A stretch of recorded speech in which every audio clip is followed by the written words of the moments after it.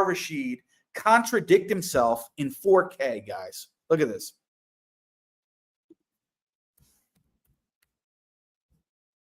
To Al-Imam Bukhari is Al-Imam Bukhari. Now, why he's giving citation to Al-Imam Bukhari is because Shaykh Ibn Taymiyyah is the first person to cite this, to give the impression that Al-Imam al-Bukhari held the position of al-hawadith fi dhatillah.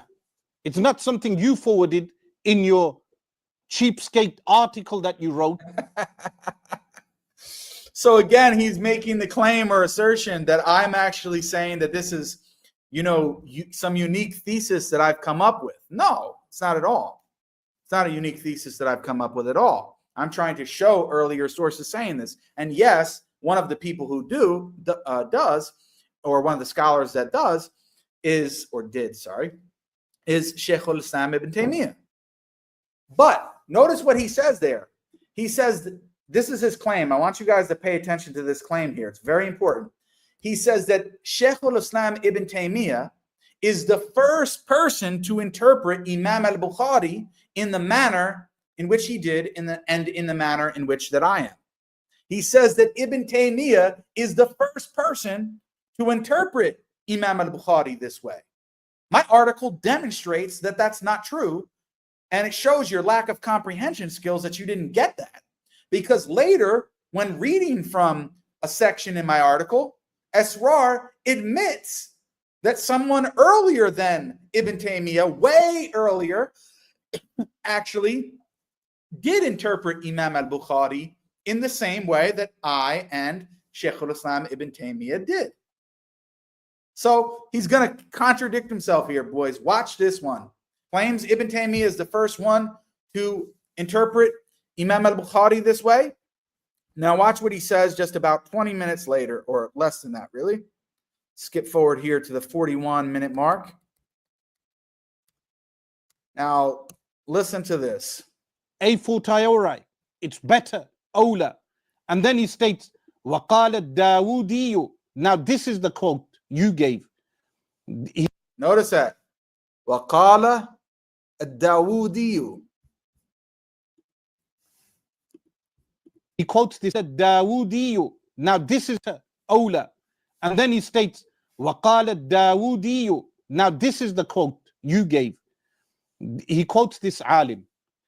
الذكر في الآية. Did you hear him? He quotes this alim. So he's calling him an alim. Now, for those who don't know, right, who this alim is, he's one of the earliest commentators on Imam al-Bukhari's text. He's one of the earliest commentators on Imam al-Bukhari's text, right? He's highly regarded, especially in the Maliki madhab, and scholars throughout various madhahib praise him. And did you know that the great Ibn Hajar, who he likes to quote in regard to how we should interpret Imam al-Bukhari on this text, that he relies very frequently upon this alim, the one who he's calling an alim.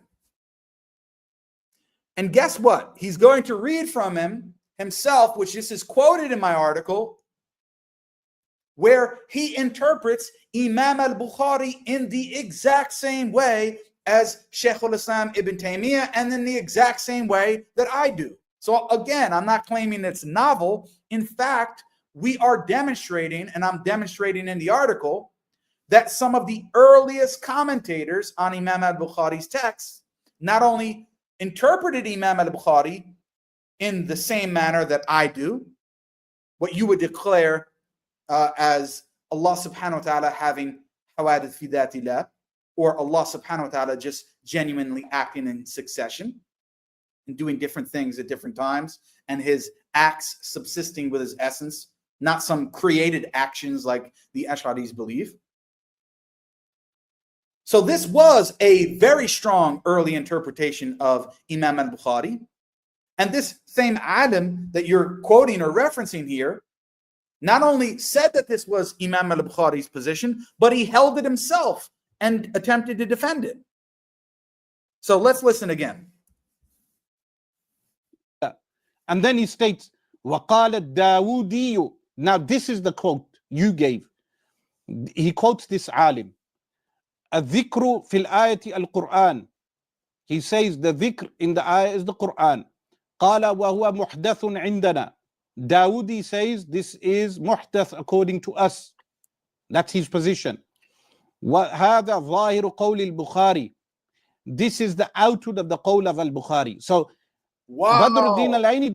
So Ad-Dawoodi is saying that the zahir, or the apparent meaning of Imam al-Bukhari's position is that the Quran, or that the speech of Allah subhanahu wa ta'ala can be have a beginning in time, but yet it's not makhluq, it's not created, and that includes his actions. And then you'll see, and this is in my article, right? You'll see, look at how Asrar responds now. He doesn't take this position, he will refute this position. He's giving a citation of some of the Zahiriya like yourself who gave this ta'wil to the qawl of Imam Bukhari. Why? No, Ad-Dawoodi doesn't believe that it's a ta'wil. You're making ta'wil of Imam al-Bukhari's statements.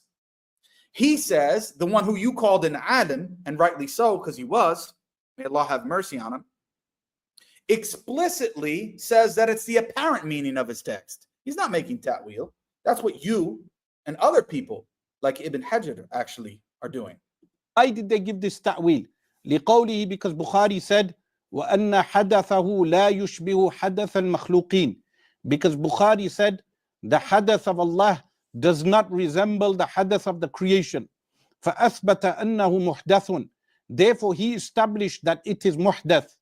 وَهُوَ مِنْ صِفَاتِهِ. And this is from the attributes of Allah, meaning being having hadath. Then, and this is what you ran away with. وَهُوَ مِنْ صِفَاتِهِ وَلَمْ يَزَلْ. So notice he's saying this is what I ran away with. So he's recognizing that it's in my article and that I mentioned it in my video. So how could you be so foolish to make the claim and assertion just less than 20 minutes earlier that Shaykh al-Islam ibn Taymiyyah is the first one to interpret Imam al-Bukhari in this way, and you claim that JBrancatella is also saying that this is novel thesis, when you recognize that I quoted someone way before Shaykh al-Islam ibn Taymiyyah, one of the earliest commentators on Imam al-Bukhari's text, who says and interprets him in the exact same way that Ibn Taymiyyah and Jake later do. How could you claim that Ibn Taymiyyah is the first one to interpret Imam al-Bukhari this way, and then out of your own mouth, you admit that I demonstrated in my article that that's not true, and that a scholar who you call an alim interpreted him way, way, way earlier than Ibn Taymiyyah as having the same position that we later do. So again, what does this show? I don't know if you have too short of an attention span, Asrar, and your fanboys, but this demonstrates on the key central thesis. You can't even get your claim correct. So here's a question for you that I want you and your fanboys to solve. Was Shaykh al-Islam ibn Taymiyyah the first one, the first alim, the first scholar to interpret Imam al-Bukhari in the manner that Jake does and that Ibn Taymiyyah later did as well?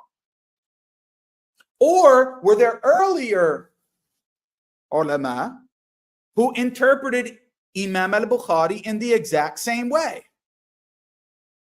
It's obvious that you're admitting the latter now, but 20 minutes before that, you accuse me of claiming to bring a novel thesis, and you accuse Shaykh al-Islam ibn Taymiyyah of bringing a novel thesis by claiming he's the first one to interpret him that way. You can't even get your story straight. You don't know what you're reading, neither in English nor Arabic. It's actually pathetic at this point.